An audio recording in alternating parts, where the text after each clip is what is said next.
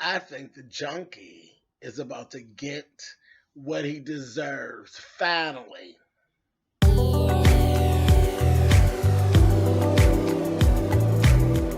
And I'm like, come on through, Cookie. I'm going up on my soapbox. That's basically it. Let's talk about drag and all its forms.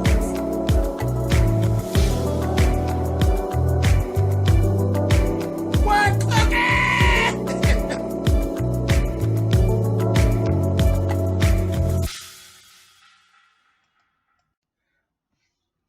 Hey guys, thanks so much for clicking on the video. This is going to be my review for Season 5, Episode 5 of The Have and the Have-Nots. Old Junkie Dan is at it again. That Wyatt, he never, ever listens and he never, ever learns. Now, Jeffrey that went on off and left. Next thing you know, he done had a little drug dealer dude come on back over there. And the guy literally refused to sell him drugs. He said, no, you OD'd, you almost died. I am not selling you any drugs, Wyatt. They went back and forth. Now, you know when a drug dealer refuses to sell you drugs, you're a good get high type motherfucker. He told him, I'm not selling you no drugs. He said, one of my friends, a client, he's in jail because a client, he got all set up. The guy OD'd and all that, he ended up in jail. And I'm not doing that with you, Wyatt. You almost died, and you haven't learned your lesson. You don't have any control. You need to get some help. Oh, he got all smart with the guy. And Pete, his name is Pete.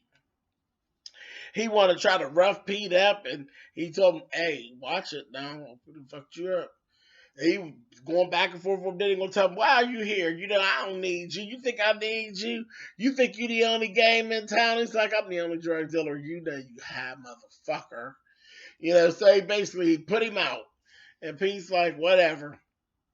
That wasn't enough for him. Not Wyatt Cryer. Next thing you know, you see this motherfucker driving around giving crackhead teas. Riding the block. And who does he ride past? Quita and some of her goons. Sitting out on the porch. They talk about, you know, this shit going on over Candace's house and all this here. It's like, who's this white boy keep on riding? They thought he was the police and all that. So they got a good look at it. It was like, Charles, a fiend, honey. It was Wyatt. So they end up going over, jacking him, jacking the car, got in, then took his money in his wallet, figured out that he's Wyatt Cryer, that he's the guy who killed the little girl Lindsay and all that. And they're like, oh, we get ready to get paid, and we're going to do something to you. Take us to your house. So the next thing you know, he's like all fucked up and then got accosted with Quita and two dudes. And now they're on the way back to his house. I hope they actually do give Wyatt exactly what it is that's needed at this time. Sick of his shit. So that's all that with him. He irritates the hell out of me. It's a shame that I'm wishing ill on him, but I want him gone. I am so sick of his ass. Anyway, Jeffrey and Candace are actually sitting waiting for Veronica to show up at the hotel to meet them. And Jeffrey basically tells Candace, I'm going to go ahead and do this. She wants me to marry Melissa. I'm just going to go ahead and do it. And Candace is like, are you crazy? That is the best part about someone who blackmails people. The more you agree to, the more they want. You're being stupid. Your mother's a bitch. And this is just the beginning. If you fall for this, this is just the beginning. So they're going back and forth. Next thing you know, Justin ends up calling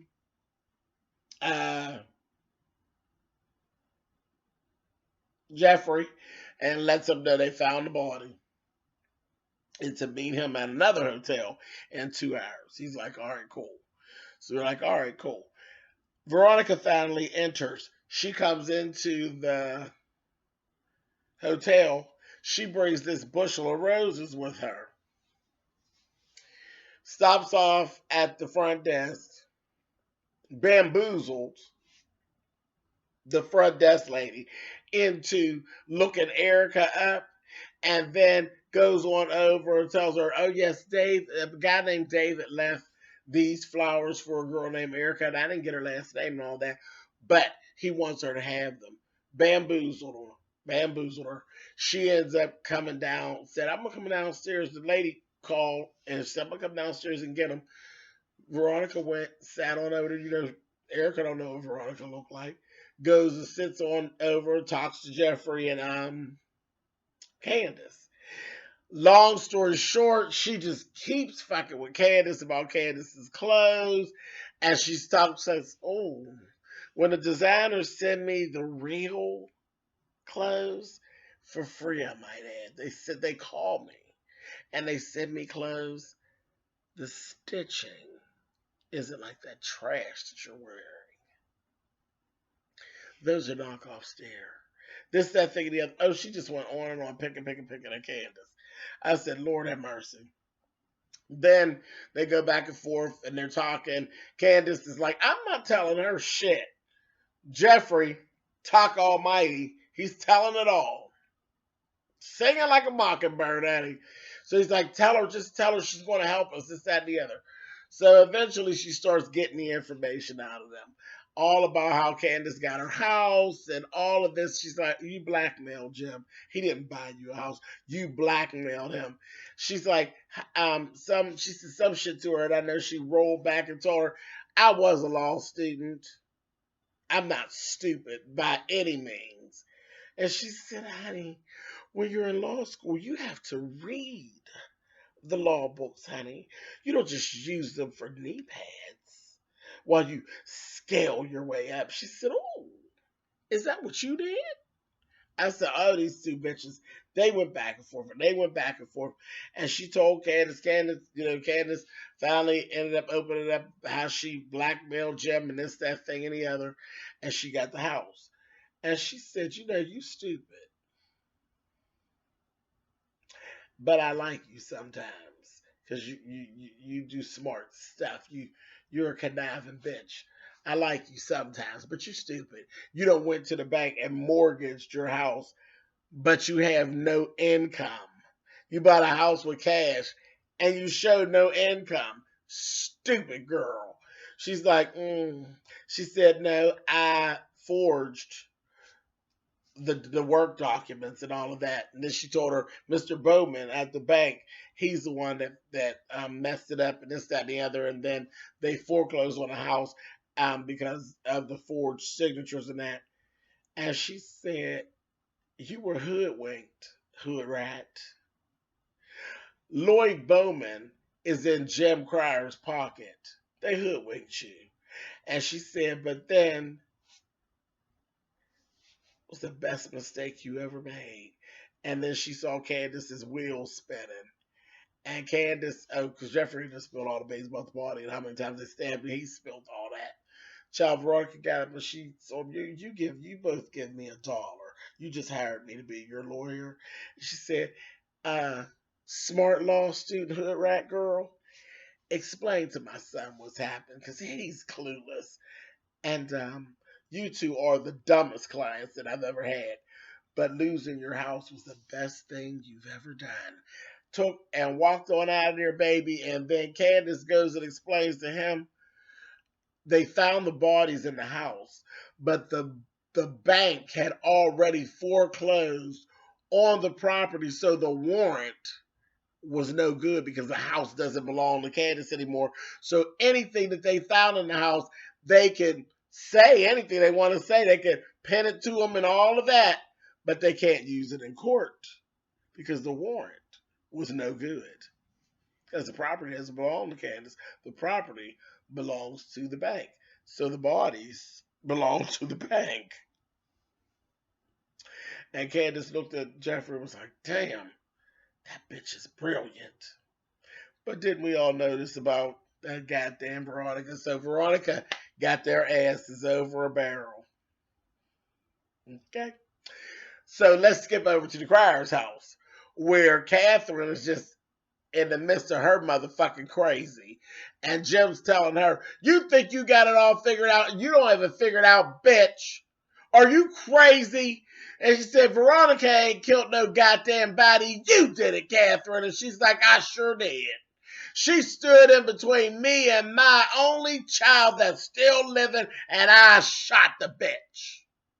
And I saved a few bullets for you. I said, oh, come on, Catherine. So Catherine went through all that. He told her, he said, I'm cleaning it up. I'm taking care of it. But just shut up, because Veronica will bury you in court with this shit. He said, you coming up, you looking guilty than a motherfucker. She said, oh, fucking shit. She said, I killed the bitch. You take care of it and get out there and make sure you clean up my rug. I don't want any residue of that bitch left on my $200,000 carpet. She said, and then when you get done cleaning it up, get the hell out of my house, Jim Cryer. I said, oh, I love Crazy Veronica. Not Crazy Veronica, I'm sorry, Crazy Catherine. Crazy Catherine is even better than Crazy Veronica, child. Yes, indeed.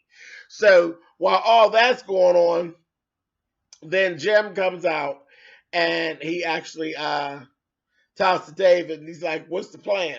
David's like, well, the plan was they was cleaning the hell out of the house, these people. And he's like, Mama Rosa took care of it.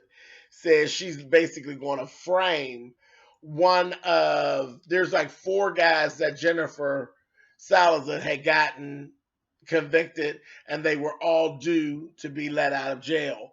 One of them actually happens to work for Mama Rose. Mama Rose is going to frame him. She has a cleaning business. The guy actually has a job working for the cleaning business. They're going to send him over to the house to show that he's been over to the house. They're going to take Jennifer Salazar's body over to the house, set it on fire, and pin it on to the ex-convict. Shady, shady, shady. Smart, but shady as hell. David's like, we've just gotten into deep with the Malones, that whole thing. And Jim basically reminded him, no, you the one that got into deep with them, because that's your shit, that ain't my shit. And he let him know, he let him know after all of this, Veronica didn't murder anyone. It was Catherine. And then he said, I see you kind of eased up,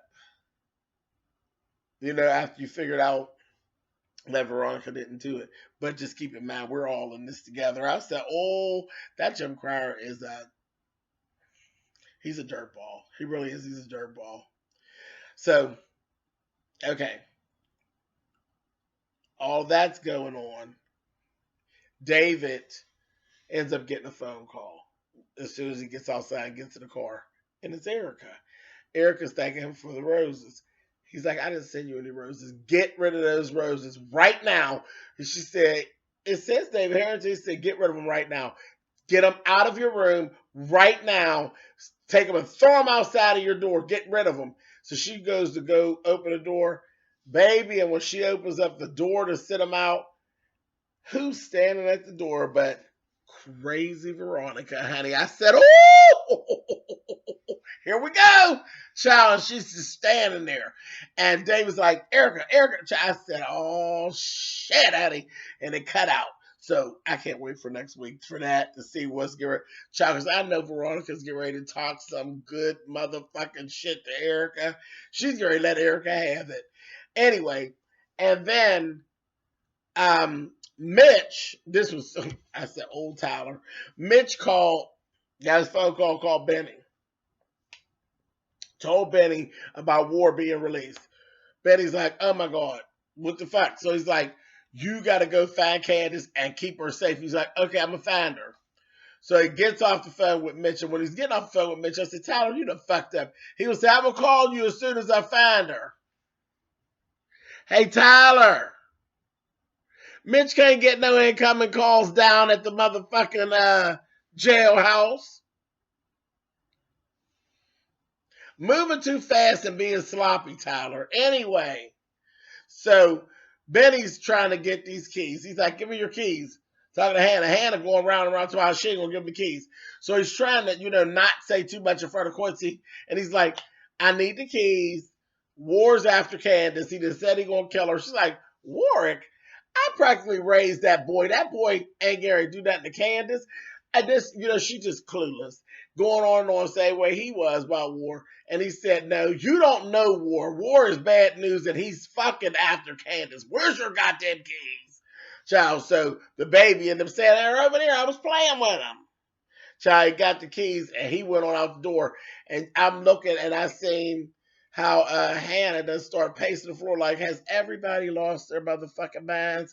But at the same time, I think she got, she was walking and pacing like, I know good and well that motherfucking war ain't going to do nothing to my motherfucking daughter, So that's that duality that I love about Hannah, because as much as she hates Candace, she fucking defies a motherfucker to do something to her.